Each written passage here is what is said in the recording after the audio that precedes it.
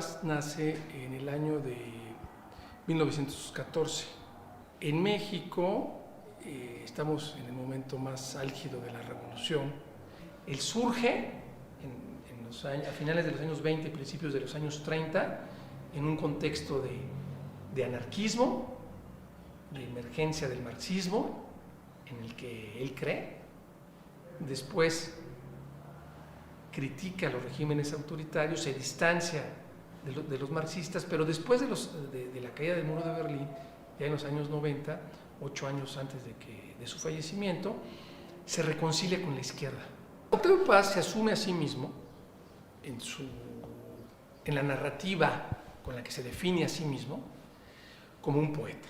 Por otra parte, salvo en una etapa inicial, él creía en que la literatura, sobre todo la poesía, debía estar desprovista del interés político. No obstante, pues, que se asume como poeta y que no es un especialista en ciencias sociales, constantemente está escribiendo sobre asuntos políticos. ¿En qué consiste el orden de las ideas políticas de Octavio Paz? Primero que nada, les decía, la modernidad, y él quiere ser moderno, es crítica o pasión, incluso pasión crítica del poder, ¿no? 1. 2, conforme él critica al poder,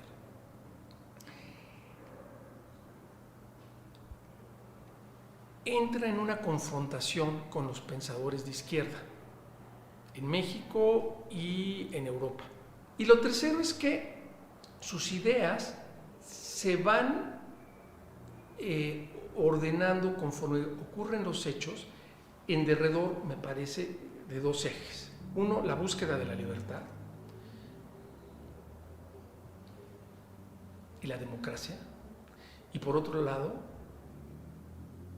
el desarrollo. El laberinto de la soledad es la expresión probablemente más importante de los estudios de la mexicanidad. La pregunta central, como esos otros libros, es ¿cómo somos los mexicanos? ¿No? ¿Y por qué somos así? La particularidad de Paz, me parece, es que comienza reflexionando con la forma extrema de ser del mexicano, que son los mexicanos o de origen mexicano en Estados Unidos. De alguna manera, los mexicanos en Estados Unidos ya no se sienten mexicanos, pero tampoco son estadounidenses, como los mexicanos. ¿Quiénes somos? Nuestro ser de alguna manera se resuelve en el carácter y en el estilo del mestizo, la mayoría social mexicana e hispanoamericana. Y la otra característica del mexicano, diría Octavio Paz, es el sentimiento de inferioridad o de orfandad. El mestizo es resultado de la violencia del conquistador sobre las Indias. Entonces, el mestizo queda huérfano por todos lados. Ese sentimiento, en un momento dado y en muchos casos real, biológico, también es simbólico, es la cultura mexicana.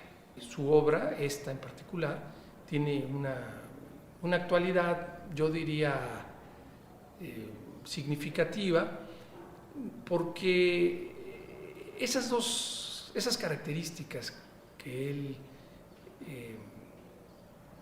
resume de los mexicanos en Estados Unidos y de los mexicanos en general, me parece que siguen vigentes, nos siguen definiendo en buena medida.